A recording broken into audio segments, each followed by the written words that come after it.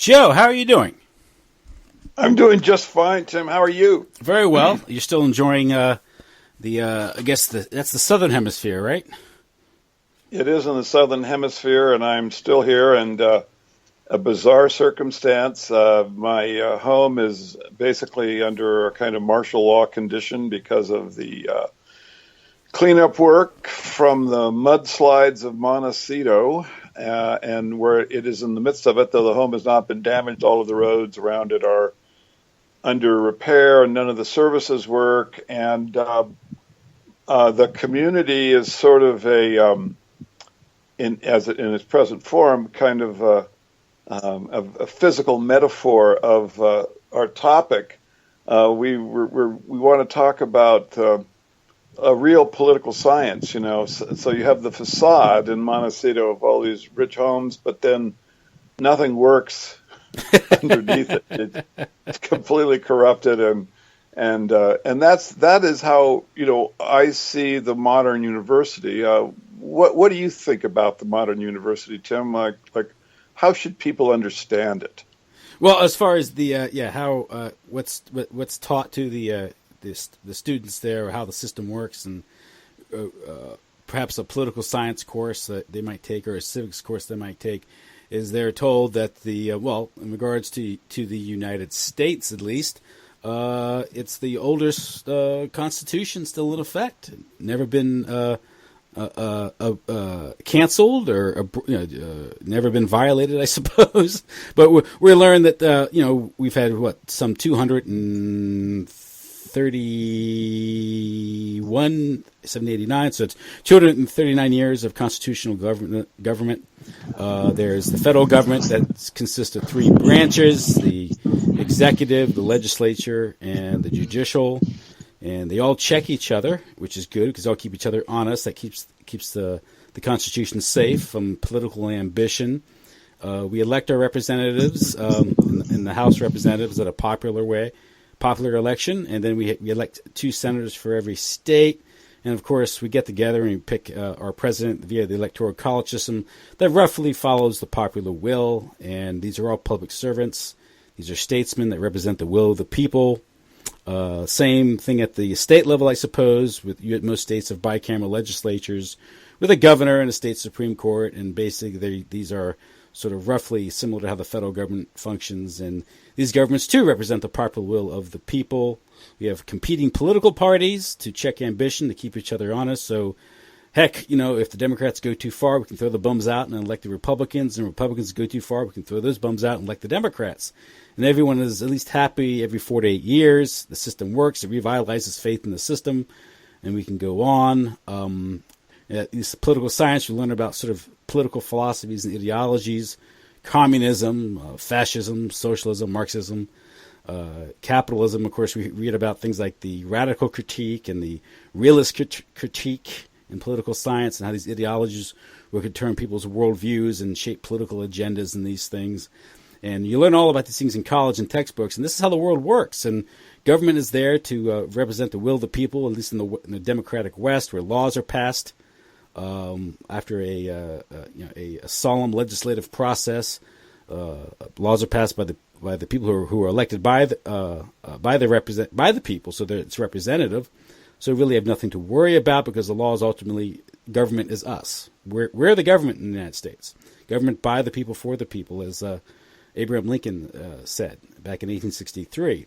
So that's how the system works. The courts protect our rights. The judicial system, the criminal justice system, protects us from the barbarians, the criminals out there, protects property. The police are there to protect us. And, of course, if these government agencies misbehave, we always have the fourth estate, which we've talked about. And they're there to keep government officials honest, keep corporations honest, because the fourth estate is separate, independent, full of investigative reporters, aggressive editors like Ben Bradley, and little undercover corruption.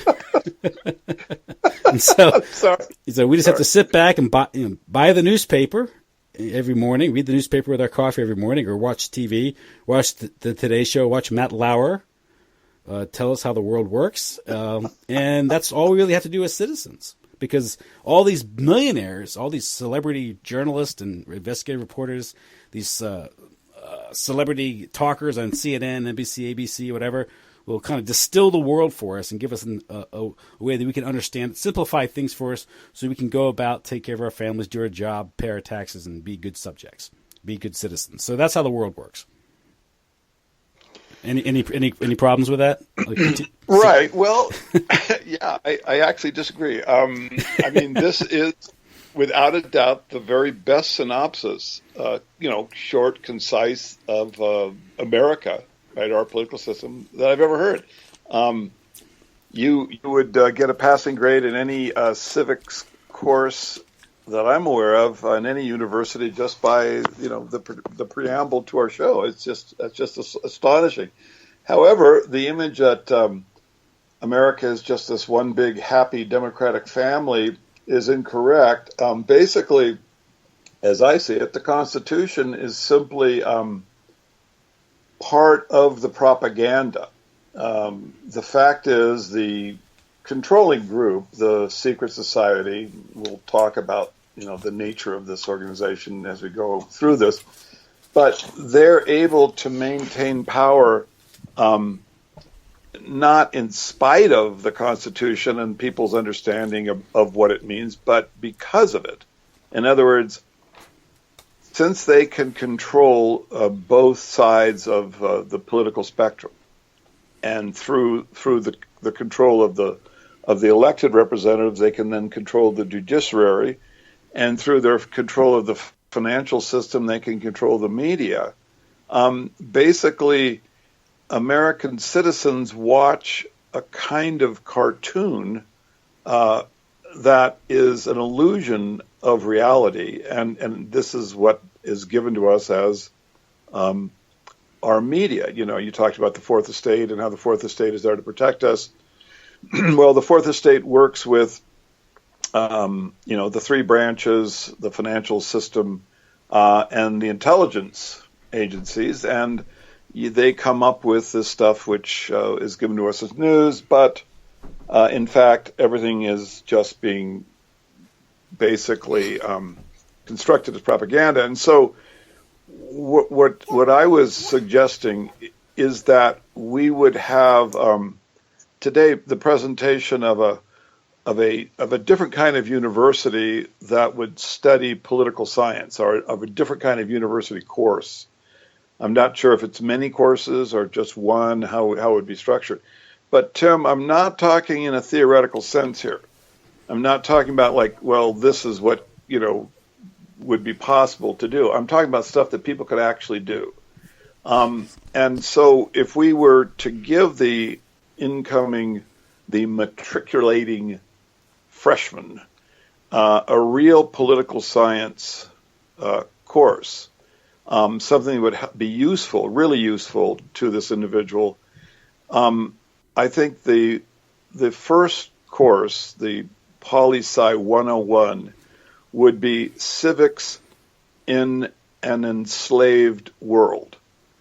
This would be the very first, the beginning. In other words, it would have a description of the real nature of how the political system is manipulated by the oligarchs for their benefit. And so, it'd be very broad stroke. You would talk about the way that the two-party system can easily be subverted.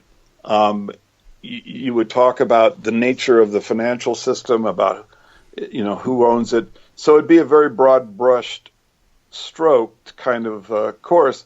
But then you'd have the specificities. You'd have, and I would think that after that overview, you would probably start out, if I was going to, try to trace it out, I think you would start out with propaganda. And you would talk about how propaganda works so that the student could come to understand how he or she has been enslaved. And how would you talk about propaganda? Well, you could give the idea of a lifetime actor. And you could show examples of this. You could take Noam Chomsky. You could take Tim Leary. There's a lot of people that would be very easy to take as examples of how trust in a particular personality is created for the purpose that that personality then can take the population to a place that's easier to control. So this would be like the first thing is propaganda. It's like, well, how does propaganda work? And then the next course would be it would either be 911 101, just to be like, what is 911? How are the demonstrable parts of it so that people can see that this was a false flag by the government. So that those would be sort of like the platform, the freshman type courses that I would suggest. But the other one that I wanted to mention is something that could actually happen inside universities. Now, just to digress for 1 second, I'm not talking about that the only way these courses can be established is through a university. Tim, I'm saying that everyone can start right now. We can just use the internet, get internet groups to start producing ideas and courses along these lines, and see if people will start to participate, start to join in, try to develop the curriculum. If you're in a university, here's what I would suggest. Have the university itself as the subject. In other words, a course like the university as a component of the slave system, and then and different examples could be given. One would relate back to the idea I was just talking about, where you could take 911, and you would say, okay, you'd go to the dean of the university and say, why isn't this being discussed, and get an explanation. And the point is to try to develop. And try to have the students develop the schematic of the university, of where is the pressure coming from. Because like we talked about last week, because there is no one asking in the American university system things like, why did Building 7 collapse symmetrically? Why did it collapse at free fall speed? How can these things... Not even in the engineering schools. Yeah, exactly. So because that's blank, we know that there is some control, some off the radar control that's coming in. So how does that work? And so that's why I would hope that students would go to, the dean or whoever they can have access to, and then say, okay, well, have you been given instructions about this? And then try to flesh it out. Try to actually work out how it is that in engineering schools, where people would know about how controlled demolitions occur and what are the phenomena that are associated with them, why there is this not a major topic? What is coming down from the top? Who is doing it? And see, this would be a great way to develop a student energy, perhaps even the capacity for demonstrations. Is to try to build that out, is to try to say, okay, here we are in a real civics course. We're really going to try to understand the political pressure and system inside our university. Why are certain ideas forbidden? Who forbids them? And then, of course, if you started to find that you had more and more people participate, you could branch out and say, okay, let's look at political correctness. Let's look at the Frankfurt School and how this became powerful in our university. Then the question is, well, who in the university basically represents it? How did they come to be? I think some of these people are just victims themselves. They are like you have now, like many people who are, transgender are being, called to be professors so they can give courses in this. So you might have people that are themselves victims of the whole process, but there has to be people in decision-making positions that are steering the culture into the kind of pansexual world, the alphabet soup sexes kind of world. So who are they? And you see, when the students build out this, they can be giving, using the printing press, and everyone has access to a printer these days. And then you could start to say, okay, well, here's how we think it works. Professor X gets money from the government. He is a member of this secret society when he was in the university, so clearly was selected. Then these are his two primary henchmen, Miss X, and you could start to develop an understanding of this political structure. So the student would be asked to basically build out the political system as an exercise, as an exercise in civics, so that the enslaved world would become clearer. So those are my first courses that I would like to see in the in this new poli-sci structure. Yeah, it's some an overlook or like a broad approach to this. Of how the structure works, how the system works, how it really works. My thoughts is if you just had some dedicated course to say how political assassinations have historically been used as a successful tool to get rid of recalcitrant, troublesome political leaders. People aren't going along with the game plan, and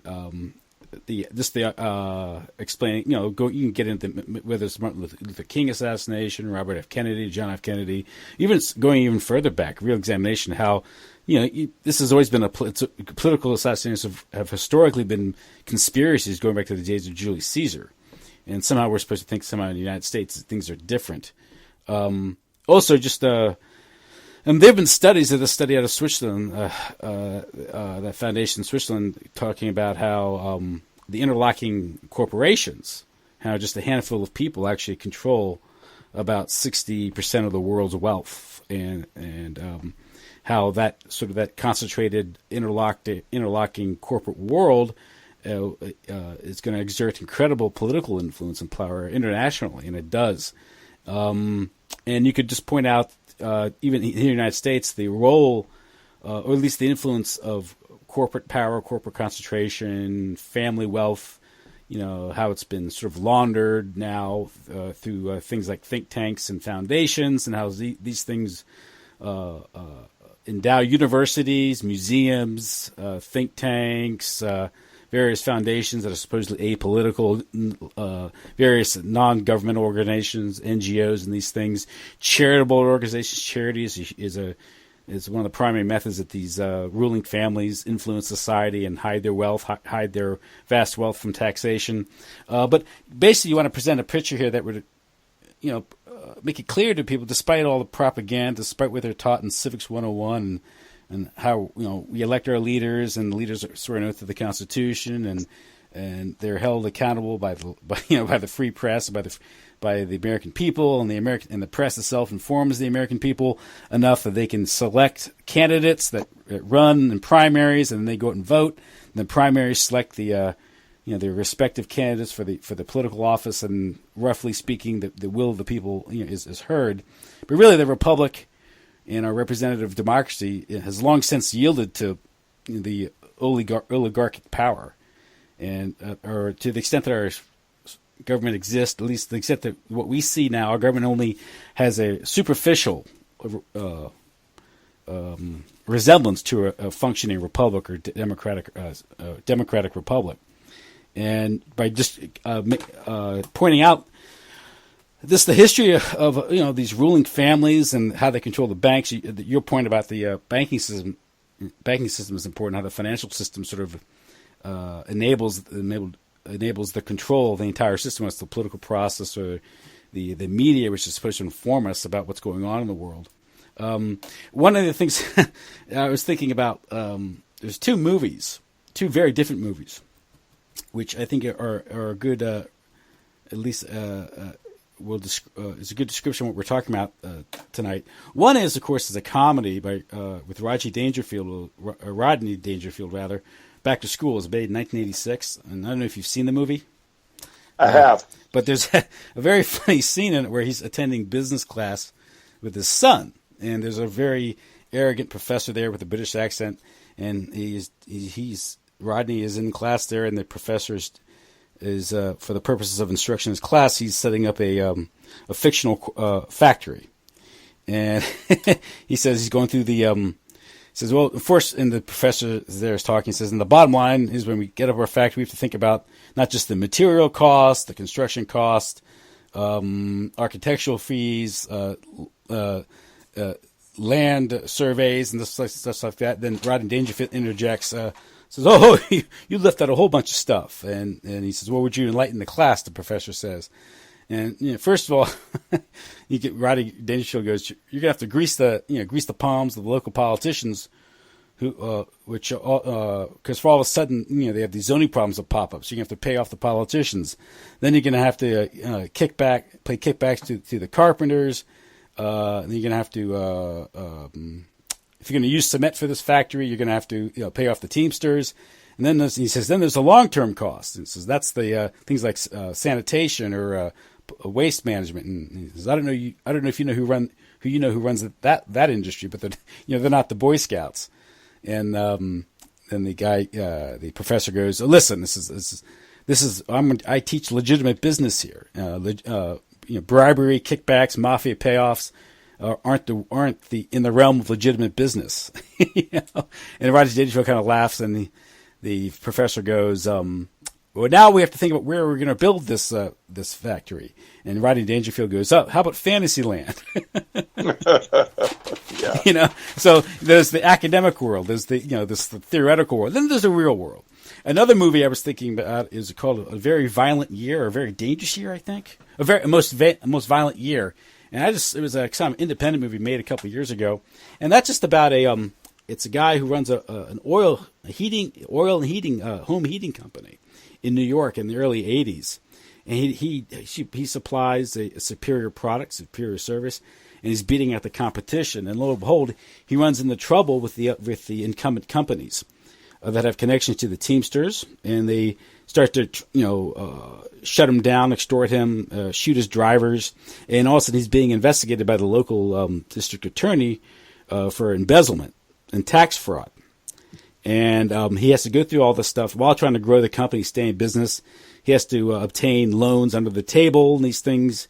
And it turns out he prevails at the end. And his wife is the accountant, played by Jackie, I think Chastain is her name, the red-haired actress. She was in Zero Dark Thirty, I think. And her character she's the daughter of a mafioso. And she learned accounting tricks from her father. And what happens is, at the end of the day, he's able to have enough capital to survive this. And he wins. Makes the deals and he wins. Stays in business. And he thinks it's all his achievement that's done this because he's so good. And his wife kind of opens his eyes and says, basically, his wife was able to embezzle funds, hide money from the tax man, and now they have the money to survive. And she says to him, "Do you think you only are successful because you're so smart?" He says, I know how to play the other half of the game. And it turns out the DA who's trying to prosecute him is just shaking him down for a campaign contribution. And and that's the world. Yeah, well, I know. Gosh, I would like to talk about some of my personal experiences with certain government entities in California, but I may live there again one day, and I'm not sure. But I can I just would underline that perspective 100%. That what is real as opposed to the illusion is just critical for the citizen to come to his or her senses immediately. Otherwise, they're really defenseless, and they'll never really be able to make it. Unfortunately, in our world, I think it's just it's at that point now where corruption is in the United States is basically at every corner. I try to address the solution as like a physics class thing. I have no idea, because you'd have to start to get into, how can you recreate moral order? Yeah. To do that, you'd have to have control of the education system and everything else. But ultimately, you'd have to control the finances, because that would be one thing I would really like to see taught in poli-sci classes is just the course would be why we, like the dollar. Why do we believe it has value? Mm-hmm. And just go into the idea of the dollar as propaganda, the dollar as a system of control, the dollar as a system of illusion. I mean, it comes out of nothing. The people who create it are able to always make themselves wealthier and the public poorer every time credit is created. Mm-hmm. Every time credit is created, Tim, they become wealthier, we become poorer, and the basic substance of our wealth, the dollar, it becomes less valuable. Mm-hmm. It happens slowly, so people can't see it, but it surely is the case, and that this belief in the dollar is a terrible problem in terms of effective citizenry, and this is what I would, like to see civics courses more engaged with. The ones that I would hope would be established by the citizens themselves would really focus on this. It's not so much this theoretical stuff, like it's good to know, but well, what can we do really? If we're going to have this kind of fiat currency, then we can't have private corporations owning the power of credit creation. So a civics course would talk about, like what it is, what the fiat currency is, get the people to be aware of the fact that it does come from nothing, and then that since it is created basically out of thin air, then the profits from it, if you can maintain that kind of a system, should all go back to the people. At this point, it's going to be really hard to try to get back to any kind of currency that's based on anything. The current generation, the young people, they have a chance to replace a lot of these government corrupt systems. I mean, I think that the Republicans and the Democrats are so hopelessly corrupted and so owned that the younger generation would be wise to be encouraged simply to replace them, to try to develop their own political system using the internet and using social media, which of course are often controlled themselves, but at least you'd have a chance to set up a competing entity. And, that's why like cryptocurrencies are very interesting in terms of civics, because, they're not owned by the oligarchs. At least we don't know if they are. But to me, not knowing exactly how stuff, where it comes from, this usually is just a red flag, and it normally means that in back of it all, you're going to find one big fat oligarchic cesspool. So, but that's a really, to have a course that would cover, or even separate courses that would cover the real nature of, of survival in a corrupt financial system, and then try to also encourage, thinking about how to move forward, how to have some ideas that, we can do better. We can start to hopefully to make more and more people aware that the fiat system is owned by the oligarchs for their benefit, and then organize resistance and change. Mm-hmm. Yes. And I think a good place to focus would be also a class that would highlight or focus on the relationship between government agencies, the intelligence agencies, and so-called organized crime. There's a rich history to this, and it would expose the true nature of the system, how closely related government, the spy agencies are to organized crime. You have a couple of historical examples that are well documented now. One of them is during the Second World War. You had the Luciano Project, where Lucky Luciano was freed from prison by Thomas Dewey, the governor of New York, to help the Navy deal with some of their problems with suspected Italian, which probably wasn't really Italian, it's probably more mafia actually. That ship, the Normandy, was burned because the Navy had taken over the docks, and I think it's suspected that the mafia itself burned the ship as a message to the U.S. Navy that they better respect their territory. And it's kind of funny to show how powerful the mafia was, at that time is that Yeah. the Navy had to negotiate with them. And they did when they got in touch with Meyer Lansky, and Meyer Lansky negotiated a deal where Thomas Dewey would release Lucky Luciano from prison. He was doing 30 years in prison at the time, and he was eventually released and then deported to Italy, where he helped with the Allied invasion of Sicily. And he was rewarded, more or less with control of the heroin trade coming east from Turkey into Europe, and then I guess this was the so-called French Connection or something. But that deal was struck. So that highlights the role how the OSS, the military will work with organized crime and will support. Or even get involved with narcotics trafficking and other criminal activity to support their geopolitical objectives. And pretty soon, the two are so intermingled that you really can't distinguish the two anymore. We see that later in Vietnam and even in Central America, and even now in Afghanistan and the heroin trade coming out of, the heroin coming out of Afghanistan. So that's a good example. But another example, more recently, I think. Well, one thing, you also had Operation Mongoose. And the CIA, Alan Dulles, worked with Johnny Roselli and Santo Trafficante and Carlos Marcello and these guys to try to take Castro out. And some people think it was reverse engineered and they had John F. Kennedy murdered. These things. That's I think one of the more popular theories out there regarding the JFK assassination. But how intimate the CIA was with these well-known mafiosos, organized crime figures.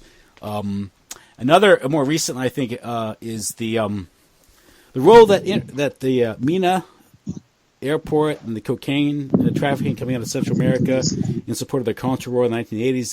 This involved George Bush, the NSA, Oliver North, and the then Governor Bill Clinton. And what was happening there is I guess CIA asset and international drug trafficker Barry Seal had hundreds of millions laundered in Arkansas, and this was eventually laundered to this outfit called the Arkansas Development Finance Authority that was created by the Arkansas legislature at the urging of Bill Clinton. And this gave the governor there pretty much the ability to issue credit unlimited, and he more or less enriched his friends. It was initially started to attract capital and business to Arkansas. One of the primary beneficiaries of this, now it's important points, cocaine money was being laundered through the Arkansas Development Finance Corporation through the bonds that were being issued. So this cash was being laundered through the Arkansas Development Finance Corporation, and one of the major companies that benefited from that, one was Tyson's Food, and the other was Walmart. And so right. Understanding that these corporate monstrosities that we live with now, Walmart on every corner, that the role that narcotics trafficking plays in helping these corporations grow and become so dominant and destroying small to mid-sized local companies and these things, this helps sort of create this. Basically, what I'm saying is the role of narcotics trafficking in distorting the economy, enriching a few select corporations, whether it's capitalizing Wall Street, capitalizing banks, capitalizing these corporations, or some of these corporations like Walmart, because they're being used, I guess what it looks like perhaps they're being used as a money laundering operation for drugs. They benefit and they grow so large and they destroy local mid-sized businesses, and that helps spread globalism. At the same time, the Walmart was being set up for growth in the 70s and 80s. That's also the time when, of course, you had the trilateralist agenda and the setting up of China as the world's manufacturing center for so much which now lines the shelves of Walmart. So you're getting a broader economic plan there. Of course, we've talked about in the past the deals with the petrodollar and how Henry Kissinger, fomented the Yom Kippur War, created the petrodollar and these things so they could manipulate currencies and cause oil prices to go up, create an energy crisis, which would traumatize the country and fundamentally change its economy. It would ultimately lead to this macroeconomic decisions that were made, the petrodollar, creating more or less enthroning it as the world's reserve currency, would ultimately lead to the deindustrialization of the United States, because basically it made the U.S. dollar artificially strong, which made imports artificially cheap and our exports artificially expensive. So you have the process of this deindustrialization that's occurring, which is a larger agenda that we see with the ruling elite and the trilateralists and these things. And this is never taught in political science. These sort of this behind the deals, behind the scenes, gray eminence deals that are being made by schemers like Henry Kissinger and Zbigniew Brzezinski, working with their bosses, which aren't Richard Nixon, or Jimmy Carter. It's really David Rockefeller and the Rothschild family that they're really working for. So, and getting if students of political science get an understanding of the importance of wealthy banking families and these oligarchic families and controlling these things, much less attention would be paid on various elections and who won what election, who lost that election, and who stole what election, who's stealing this election, because that's really ultimately that's not really that important. So. Right. And okay, so that last point is key, because one of the courses should be like the false dialectic, how, they create these two sides in a struggle, and people get to choose one or the other, but both are controlled by. And so people should know how that works as an element of propaganda. And I wanted to back up because you broached a subject that is sort of dear to my heart, and I wanted just to expand on it a second. You talked about Walmart. If you look at the original funding of Walmart, which springs out of nowhere, right, this meteoric rise, you can see it's getting all of this money through this Arkansas Development Fund.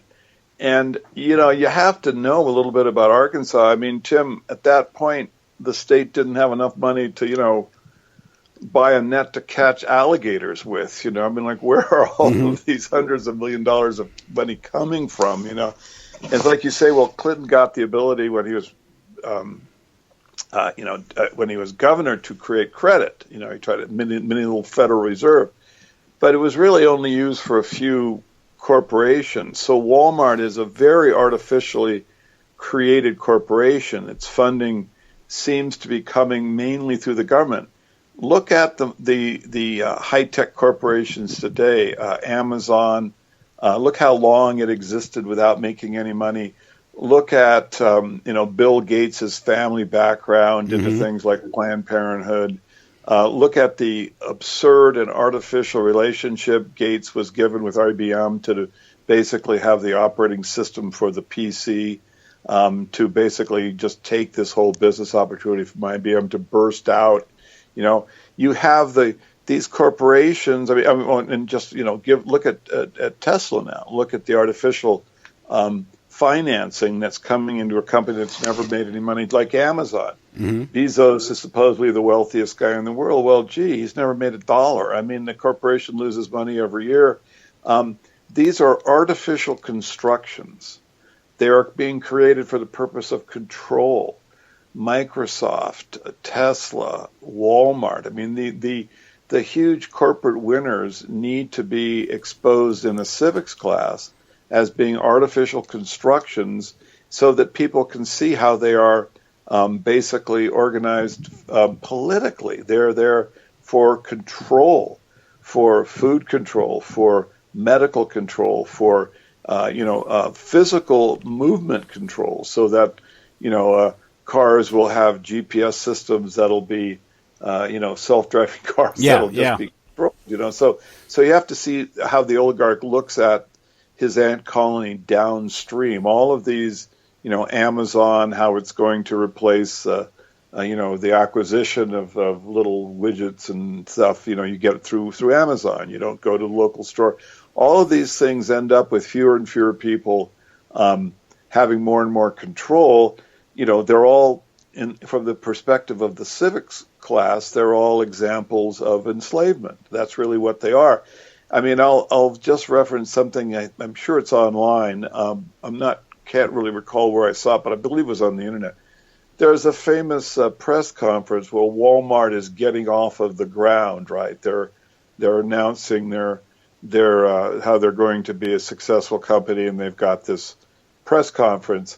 And in attendance were George Bush Sr. and Jr. They're on the stage with the Walmarts. Well, gee, I mean, how does a little department store, in the middle of Retail. Arkansas? Yeah, retail. Yeah, Retail, yeah. which is, the profit margins are very thin on retail, and some of this is able to grow. Yeah. And are they getting cheap capital? I've, No, that's the key. I was just going to say that these companies, if you look at them, what they're all going to have in common is they have access to cheap capital because this is part of the fiat way of control. Tim, if I have access to unlimited cheap capital, well, gee whiz, that I don't have to pay back or can pay back whenever I feel like it, I can just take over the whole planet, right? Yeah, it's like Catherine Austin Fitts says that if you have two shipping companies and one is shipping produce from South America, one is shipping a white substance called sugar and bananas, and they're competing against a shipping company that's shipping in bananas and another white substance called cocaine, and that shipping company has protection from the CIA and higher ups. Which company is going to win out? Exactly. Which company is going to win out? And I heard an interesting story regarding Bain Capital. Of course, Bain Capital is the Mormon outfit. Mitt Romney, yeah. Mitt Romney, and the source of Bain Capital, because they funded things like Staples. Of course, things like Staples have destroyed the local stationery store, which office supply store, which kind of used to be like hardware, used to be like kind of a local concern. They were local stores and maybe a local chain, a local family that was successful. Same with the grocery stores too. They were localized, regional at least, and it's becoming increasingly central, concentrated and centralized. But Romney went to work for what's called the Gay family. The Gay family were this Mormon family that supposedly were behind the kidnapping of Howard Hughes and the looting of his medical foundation, like $1 billion or something, and that became the seed capital for Bain Capital. And I've heard reports that Bain Capital is also involved in things like laundering drug money, which that is, again, if you know how that works, it isn't an outrageous accusation because all those hundreds of billions of dollars that are made through the illegal narcotics trafficking has to go somewhere, and it's not going to go under a mattress. It's going to go into a bank. It's going to be laundered, through Goldman Sachs and these things, or outfits like Bain, which will get hold of that capital and they will grow with it. And as they get bigger, they become the favorite outfits. They're the ones that get the 0.001% interest at the discount window, while we get 18% on the credit cards. Yeah, I'll just say it's the reverse. It's they become big because they are the favorite ones. Yeah, They're select. Oh, yeah, and yeah, so yeah. This is an illusion, the idea of like market forces and Bain Capital. I mean, Romney is just such a absolute lifetime actor. It makes me sick to my stomach. I remember him during the presidential campaign. He was talking about, creative destructions. I mean, my companies, we create a lot of jobs, but we also cost a lot of jobs. But in the end, that's just this it's the market, process. Yeah. And I would just point out one. His father was a director at Goldman Sachs before he was, a senator. So you've already got wired into this banking family. Now they're a Mormon, but what the hell is that? I mean, it's this at that level. It's just secret society material. We don't know who Romney is, what he represents. I was reading that one of his roommates early on was Netanyahu. Yeah. Well, not like a normal roommate to have, for a Mormon. Now, there's something, that needs to be investigated there. But then in civics class, you'd have to look at the claim of, creative destruction. Capitalism is like some jobs are being lost, but then others are being created. Well, how about the idea that slaves are being created? When Bain Capital creates Staples, you get rid of all of the middle class jobs, the mom and pop, both manufacturing and the mom and pop sales, right? What do you replace it with? What are these jobs that Romney's talking about? These are all minimum wage jobs, right? So it's a 100% shoot into slavery, basically, because you're taking away the ability of smaller people, middle class people, to basically create some financial stability and security for themselves, from which they might be a political platform of organizing and maybe resisting this enslavement. Instead, you get the minimum wage person. Now, I mean, think about the two classes, right? The political class of people that Staples creates, right? Where the manufacturing jobs are in China, the retail is now all minimum wage, high school dropouts. Haven't the oligarchs won this round? You see, this is how civics classes should approach this kind of thing. This is why, like Walmart and Amazon and Tesla and all of the winners, Tim, it's just a completely fake world, buddy. And the winners out there are just the picked proponents of the oligarchic slave system. They're part of the problem. The people like Bezos and Gates are part of the problem. They're part of the system of enslavement. Yeah, and so they're not.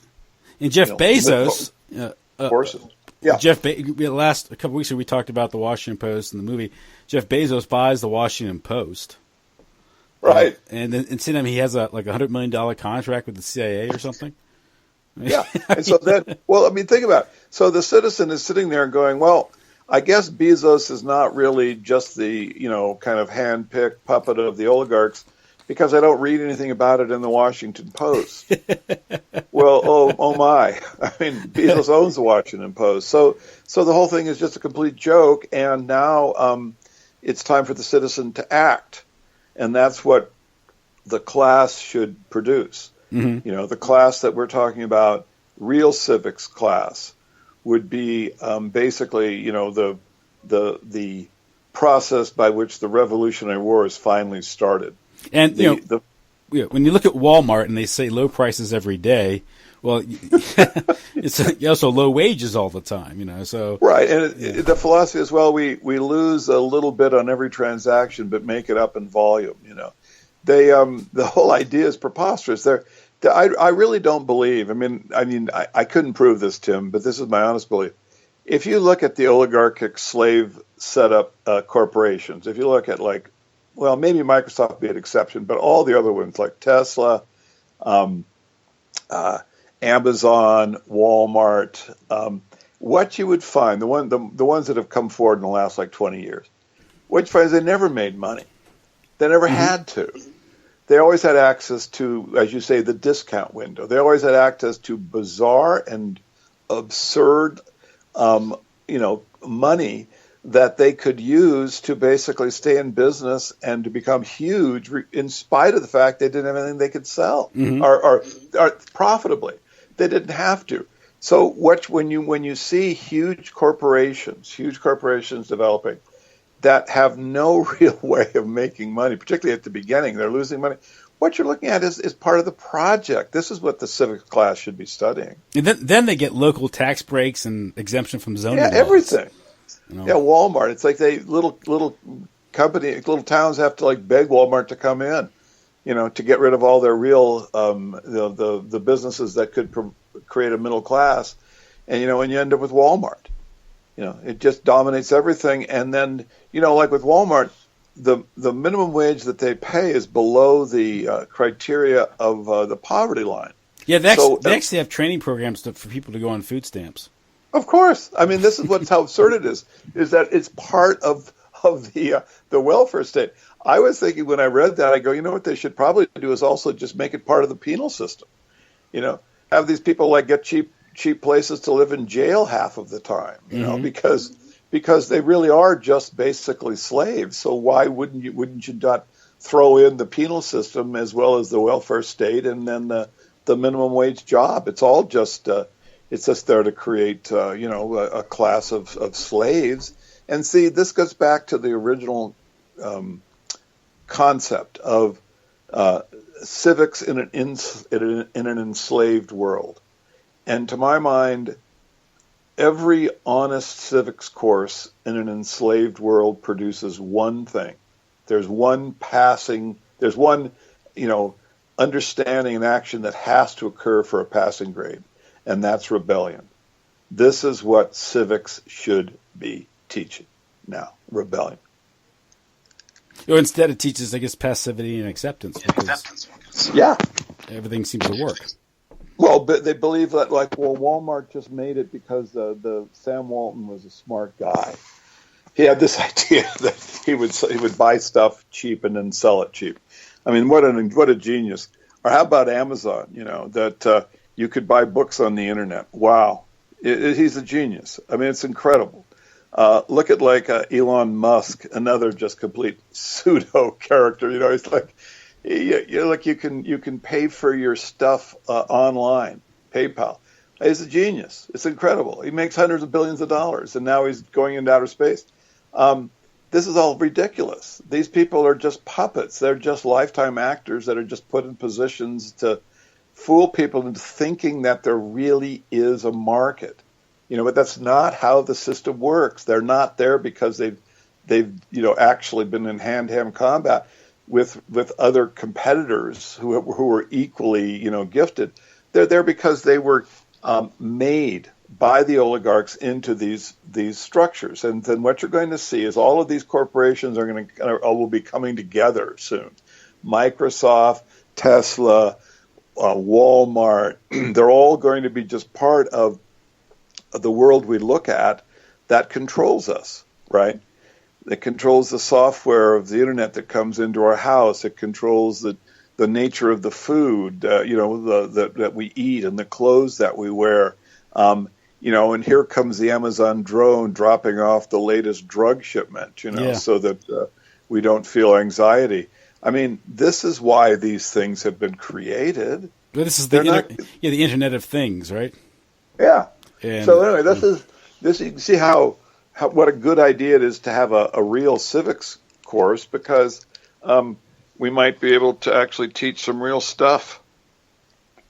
There was you mentioned some of these corporations. It reminds me of an article that I read a while back by Ron Unz, and it's called "Our American Pravda: The Major Media Overlooked Communist Spies and Madoff's Fraud. What are they missing today?" But in the article, he gets into some of these corporations, and he writes, aside from the evidence of our own senses, almost everything we know about the past or the news of today comes from bits of ink on paper or colored pixels on a screen. Unfortunately, over the last decade or two, the growth of the Internet has vastly widened the range of information available to us in the latter category. Even if the overwhelming majority of the unorthodox claims provided by such non-traditional web-based sources is incorrect, at least there now exists the possibility of extracting vital nuggets of truth from the vast amounts of falsehood. Certainly, the events of the past dozen years have forced me to completely recalibrate my own reality detection apparatus. Thoughtful individuals of all backgrounds have undergone a similar crisis of confidence during the same period. Just a few months after 9/11, New York Times columnist Paul Krugman argued that the sudden financial collapse of the Enron Corporation represented a greater shock to the American system than terrorist attacks themselves. And although he was widely denounced for making such an unpatriotic claim, I believe his case was strong. Although the name Enron has largely vanished from our memory, for years it had ranked as one of America's most successful and admired companies. Glowingly profiled on the covers of our leading business magazines, drawing luminaries such as Krugman himself to its advisory board, Enron Chairman Kenneth Lay had been a top contender for the Treasury Secretary in the George W. Bush administration. Then, in the blink of an eye, the entire company was revealed to be an accounting fraud from top to bottom, collapsing into a $63 billion bankruptcy, the largest in American history. Other companies of comparable, even greater size, such as WorldCom, Tyco, Adelphia, Global Crossing, soon vanished for similar reasons. Part of Krugman's argument was that while the terrorist attacks had been an entirely unprecedented nature and scale, our entire system of financial regulation, accounting, business journalism was designed to prevent exactly that sort of fraud, those sort of frauds that brought down those huge companies. When a system fails so dramatically as its core mission, we must wonder which of our other assumptions are incorrect. So, I mean, basically, what are these corporations? Are they, they set up just money laundering corporations? Are they social engineering schemes, vast wealth redistribution schemes? They're not really out there. They're not building a better mousetrap, providing a better service. They're just there to extort money or steal money and swindle, pull off big swindles, stock swindles and such. Which the banking system helps because they can always provide liquidity to the stock market. That's what quantitative easing was all about, goosing the market, as they say. Yeah, and so we have a situation where the process by which large corporations come into our lives, what we see of it is propaganda. We're just given, like with Enron, this idea that it's it's just very good at basically at debt manipulation and selling bonds, and it's very clever at the creation of credit and things like this. In back of it, it was all just hot air. It shows how easy it is to basically fool the public. Because one of the things we don't have, one of the things that the civics course needs to point out, is that there's no real accounting, right? Mm-hmm. What does a citizen know about why the government chose to give Tesla all this money?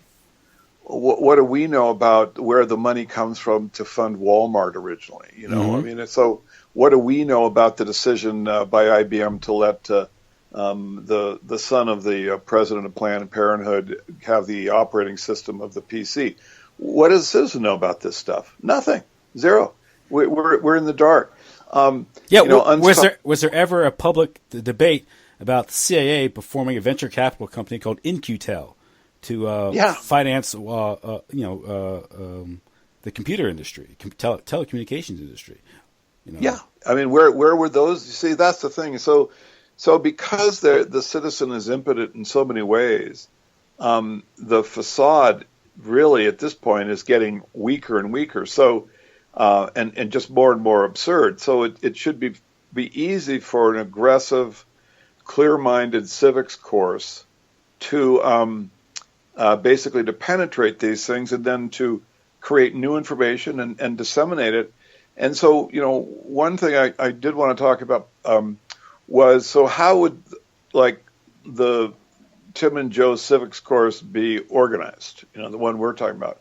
This is critical because I don't think you can look to professors. I don't think you can look to academics. This is unfortunately, it's just too debased and too controlled an area. You wouldn't want to select these people.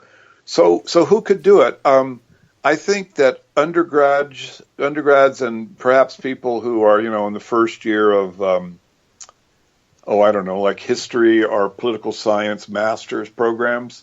Mm-hmm. Someone like that wasn't completely he wouldn't have gone through the PhD system would be someone that you would look to start organizing this. I would say just automatically anyone who had gone all the way through and become a PhD should be shunned, because that's someone who has successfully demonstrated loyalty to the slave system, right? This would be what I would regard as the general, control that is exhibited by the student, to get something like as rarefied as a PhD. You've got to come all the way through the system. You've got to have dozens of people inspecting your work. And if there was any original thought that would be dangerous to the oligarchic control of the slave system, you would have been weeded out long ago, right? Mm-hmm. It's just, that's unfortunate, but that's just the truth. Because there isn't any rebellion anywhere in the university system against the official government narrative of 911. Yeah, we can be 100% certain that there is a control that we don't recognize that's coming from above. And so what that means is that someone that can go all the way through the end and pop out the other side of the PhD is either, evil on the just in fact, or is someone whose mind has been so shaped and is so basically intellectually docile that they don't have any concern about him. He's been rubber stamped intellectually. He's just a tool. So how are you going to find someone to follow? Well, I think rebellious undergraduates and rebellious kids who are just starting master programs, they would have sort of an understanding of how academia operates. they could write a course outline, right? And then I think, okay, so that's how it should exist in the world of the university. Let's start seeing these kinds of ad hoc civics classes be developed. I think, maybe the ones that we presented today are not perfect. Some of the ideas are not perfect. We can streamline it and perfect it, and there's many different opinions about it. But let's get started. Let's just like Uber is replacing, a corrupt cab system that was inefficient. It's time for an Uber University, which with a political science component that's the spearhead. The students should just organize it, and once you have a curriculum that's working, that's attracting other students, then this should be online everywhere. Every university should be challenged, Notre Dame, Columbia University, deep into the cesspool, of the control. And there's got to be a few free-thinking kids in these universities. Get started. Start producing, these alternative university systems, which are open-ended, which students can make discoveries, clarify the schematic. Tim and I talk about this, the schematic of the secret society and the oligarchic control. They can start plugging these things in and create curriculum, create courses, have a process where the freshman can come in, and when he pops out the other end as a senior, we can give him a little, the Tim Kelly Award for intellectual clarity.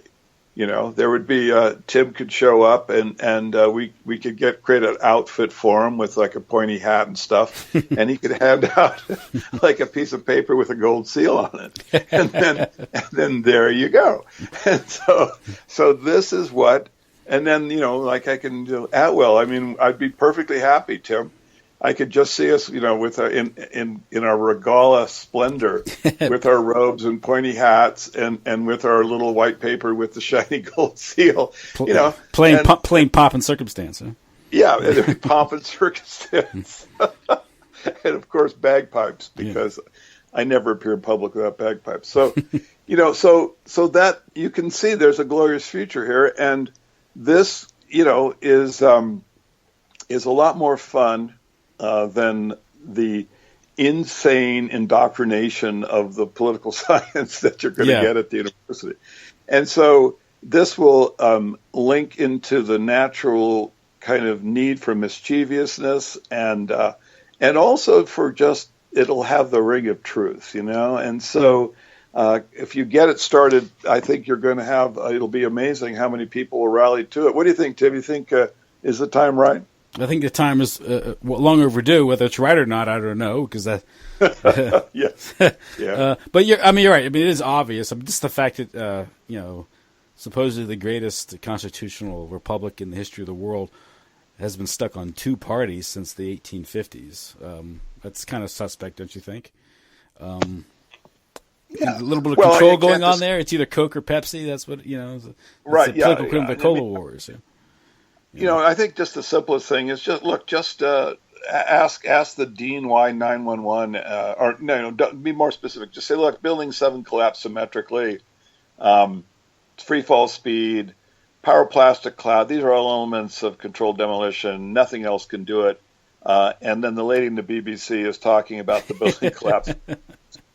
So this is controlled demolition. Let's have a course on this. Yeah. See what happens. And then when you watch the ratcheting down, you can start kind of understanding how this control has, this black cloud of domination has completely taken over our American university system. Mm-hmm. It's everywhere. And then you can start plugging things into it. You can start plugging the Frankfurt School and polysexualism, sexual degeneracy, and then you can start seeing, here comes the people who are bringing out the GBTL course material. And that's that's another thing you should bring up is the role of sexual degenerate behavior and blackmail and human compromise. in the political process, because Absolutely. that's That just would a be a great. huge control mechanism Yeah. in the political process, is blackmail and bribery, of course. And just, if you a few case studies, if you just have a case. There's a book called The Money and the Power about Las Vegas, a great book about the creation of Las Vegas and how the world of gambling and entertainment intersected.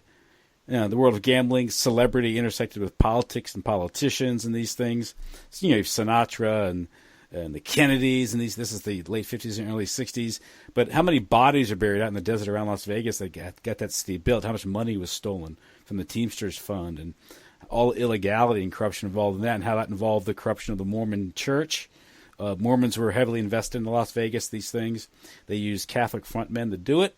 But also, that also with Lansky and those characters, Mo Dalitz, who became a philanthropist because he made enough money to give it away. Same thing with Los Angeles and the water wars and Mulholland and these things. And this was all happening during the formation of Hollywood. So corruption is sort of burned into Hollywood's DNA. And the force of what Hollywood really represents is there's always been a lot of talk of subversive elements trying to influence Hollywood. No, Hollywood is a subversive element. Right. Right. They create even Disneyland, like Disney.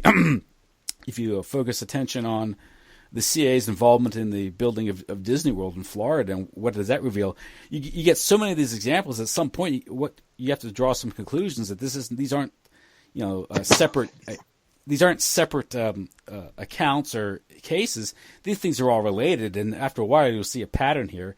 And this is how the entire system works. In fact, if you want to get a good analogy for what the United States represents, you could look at Las Vegas, sort of as this amusement park built on top of a lot of dead bodies and corruption, and same with Disney World. And there's enough. There's a lot of corruption, politics, a lot of death, and also a good Masonic influence. So there you have America right there in a nutshell, right? Yeah, that is our nation. Yeah. And a real civics class would bring this to light, wake people up, and have a passing grade of rebellion. Mm-hmm. Because believe me, this isn't going to end well. This is going to end with you talk about the Masonic control. Just remember, one of the courses should be entitled Political Control of the Masons, Master of Genocide. Yeah. Right? And just work through, from Palmerston forward, the control of the Masons, and often in working in conjunction with elite Jewish families of European genocide. Yeah, and again, another course would be just over and over again, And of course, the importance of secret societies in world affairs. There's World War I or British Freemasonry in the British Empire. I mean, that's Jacobs has a book about the builders of empire, the role of Freemasonry in the empire, and the role that the lodges played in these things, in purpose of networking, communication, and intelligence, and also as centers or agents of subversion.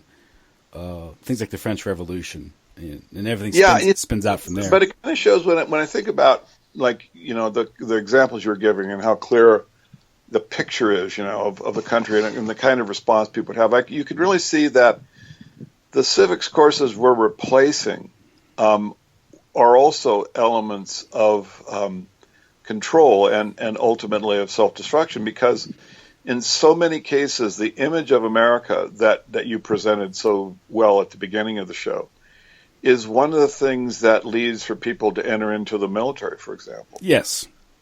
And so now you're buying into basically, working for the government as a soldier.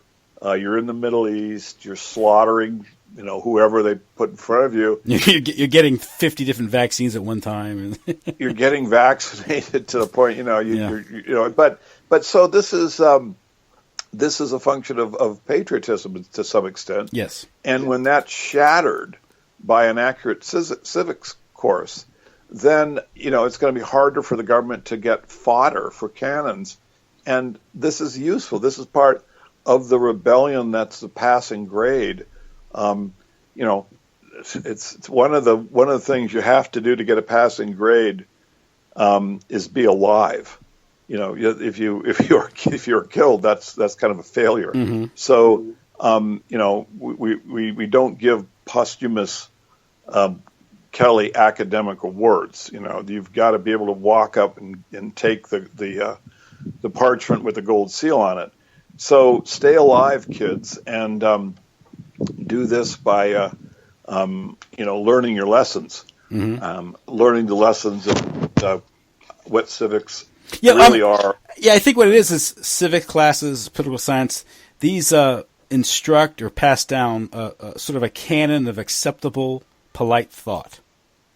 And if you deviate from what's taught in these textbooks, you're outside polite society, you're outside acceptable thought, and you become an outcast. And that's what the main function of these courses are. Yeah, well said. I mean, they just add to the intimidation. Mm-hmm.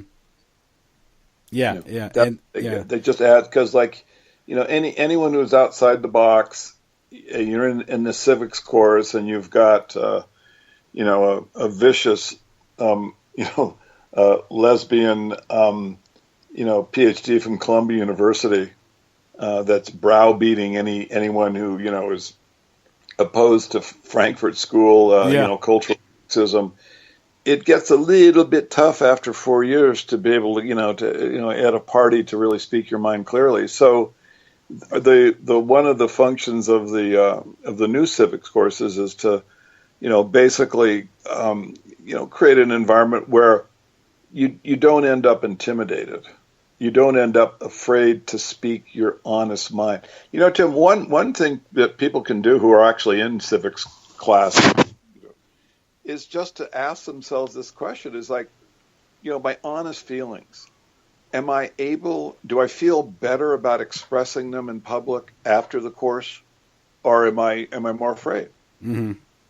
That question might really clarify what the process is they're going through and what they're actually learning or being conditioned by the course, to become.